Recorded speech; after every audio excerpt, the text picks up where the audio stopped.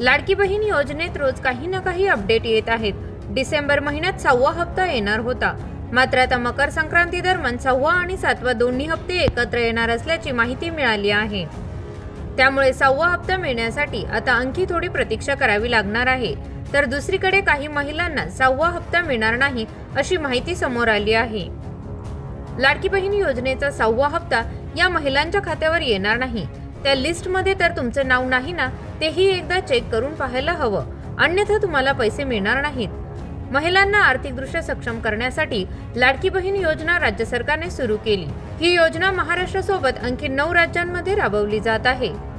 लाडकी बहीण योजनेअंतर्गत महिलांना दर महिन्याला 1,500 रुपये खात्यावर जमा होतात। बजेट 2025 नंतर ही रक्कम वाढवून 2,100 रुपये करण्यात येणार असल्याची माहिती मुख्यमंत्री देवेंद्र फडणवीस यांनी दिली। ज्यांना 5वा आणि 6वा हप्ता मिळाला नाही, त्यांचे तिन्ही हप्ते मकर संक्रांतीपर्यंत येणार असल्याचे सांगितले जात आहे। त्यापूर्वी राज्यात पुन्हा अर्जाची छाननी केली जात आहे।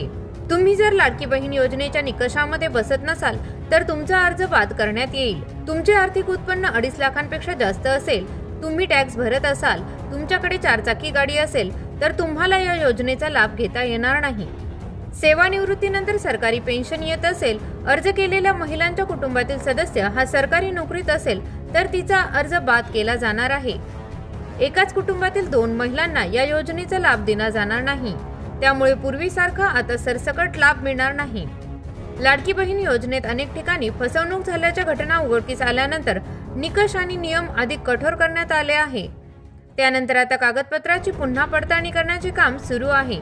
ही प्रक्रिया डिसेंबर अखेरपर्यंत पूर्ण होईल अशी अपेक्षा आहे। त्यानंतर उर्वरित हप्ता दिला जाणार अशी माहिती सूत्रांकडून मिळाली आहे।